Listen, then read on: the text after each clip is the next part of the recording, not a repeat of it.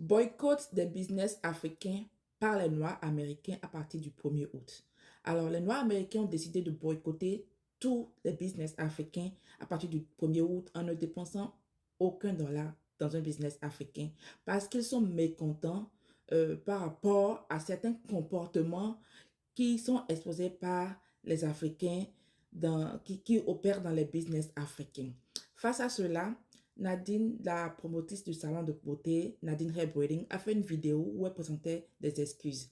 Dans cette vidéo, je ne vais pas répéter ce qu'elle a dit, mais je dirais apologique, d'accord, mais allons plutôt à la source du problème.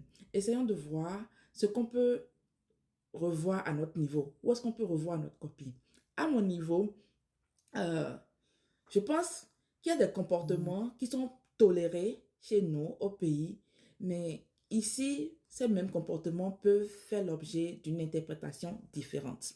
2012, choc de culture. J'arrive avec un visa étudiant et pendant les vacances, je décide de travailler dans une boutique où on vend des habits. Un jour, pendant que je voulais me faufiler de la caisse vers le fond de la boutique pour pouvoir récupérer quelque chose, je frotte euh, une cliente dans mon déplacement. Quelques instants après, j'entends Excuse me. Je me retourne, je la regarde, je me dis, mais attends, c'est à cause du petit frottement physique qu'il y a eu entre nous là qu'elle veut mettre ses organes sur moi. On marchait dans ton pas là-bas, on se bouscule pour passer, mais ça ne va pas quelque part, c'est l'être en soi. Comportement de cour commune sans portail. Moi, je l'ai regardé, j'ai continué. Mais la politesse aurait voulu que lorsque je voulais passer, je puisse lui dire quand même, Madame, excusez-moi, je voudrais passer et tout. Autre remarque très importante, l'accueil, la communication, des points saillants de vos interactions avec vos clients.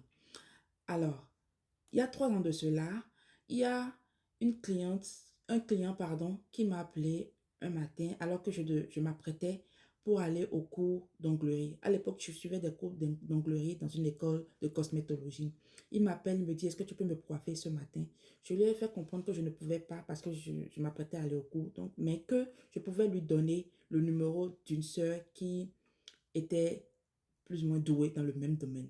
Donc, je lui ai passé le numéro de la dame. Il a appelé et 5 minutes après, il me rappelle, il me dit, quel est ton prix?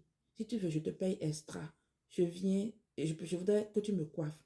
Donc, ça m'a paru un peu bizarre. Je l'ai laissé venir et j'ai pris le risque d'être un peu en retard au cours ce jour-là. Pendant le service, j'ai voulu pousser ma curiosité loin en lui demandant pourquoi est-ce qu'il n'est plus allé chez l'autre? Parce qu'il ne me connaissait pas. C'était la première fois qu'il venait chez moi.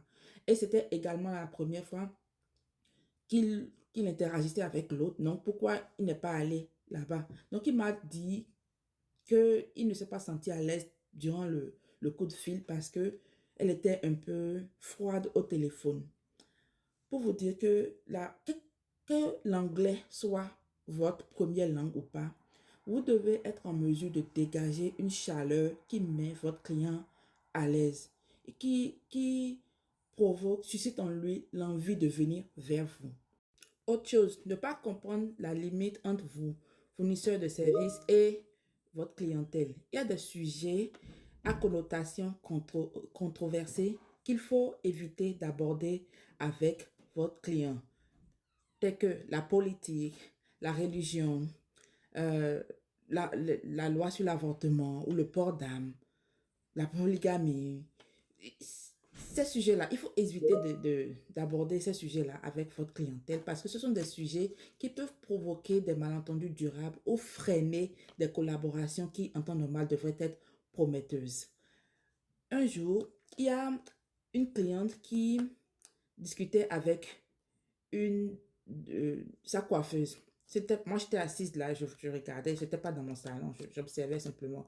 Donc, la coiffeuse et la cliente discutaient de la polygamie. Donc, la coiffeuse disait à la cliente qu'elle pense que les femmes qui acceptent d'être dans les foyers polygames sont des femmes qui ne s'assument pas parce qu'elle ne se voit jamais rester dans un foyer polygame. Donc, euh, à un moment, vers la fin du service, elle s'est la tresseuse est partie chercher quelque chose, je crois. Elle est partie aux toilettes, mais elle s'est déplacée.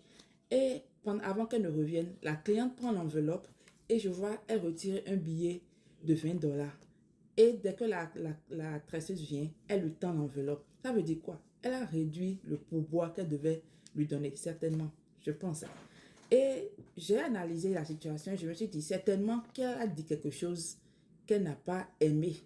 Donc, franchement, faites attention à ce que vous dites avec vos clients.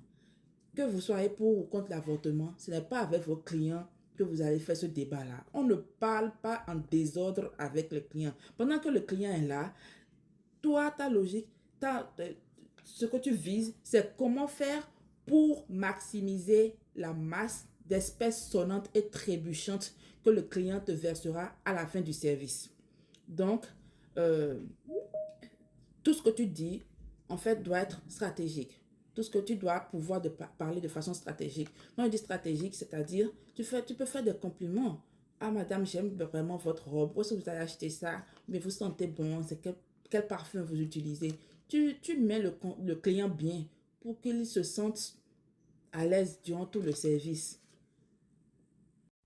Autre point très important. J'ai travaillé avec une dame qui passe 3h30 au téléphone sur une tête de 4 heures. C'est-à-dire que les 30 minutes qui restent, c'est au moment où elle a presque fini la tête et il est temps de mettre la tête dans l'eau chaude. Là, elle peut déposer le téléphone.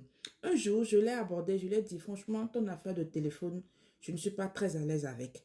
Vous savez ce qu'elle m'a dit? Elle m'a dit que selon elle, les clients nous comprennent. Les clients doivent nous comprendre parce qu'ils savent qu'on est des immigrants et qu'on a de la famille au pays et qu'on doit communiquer avec notre famille au pays. Donc, selon elle, le client comprend. Si on est au téléphone durant toute la session, ça ne devrait pas les déranger. Pourquoi trouver des excuses pour diminuer notre niveau de professionnalisme? Quand on vient ici, c'est parce qu'on veut exceller, c'est parce qu'on veut avoir des business qui sont à la hauteur des business américains. Mais dans quel business américain tu vas et tu vois la personne te parler et puis être au téléphone, ça ne se fait pas ici, ça ne se fait pas. Donc, essayons de copier ce qu'il y a de bon ici aussi. Donc, je parlais de ça quand une des dames qui tresse avec moi m'a dit, bon, toi tu te fatigues beaucoup, hein. À New York là-bas, les gens parlent sur la tête des clients comme ça. Les gens pètent même sur la tête des clients. Au passage, si tu connais une soeur qui fait ça, qui pète sur la tête des clients, il faut partager la vidéo avec elle. Partage. Et bon, dans cette vidéo, j'ai parlé euh, beaucoup plus des salons de coiffure, mais le problème n'est pas seulement au niveau des salons de coiffure. Le problème concerne tous les business africains. Donc, s'il y a des choses que j'ai oublié de mentionner dans ma vidéo, sens-toi libre de les mettre en commentaire. Ça va dans l'intérêt de toute la communauté africaine. Ça pourra nous permettre de revoir nos copies et d'améliorer notre expérience sur la terre américaine, de rendre notre séjour sur terre américaine plus fructueuse et plus enrichissante. Merci.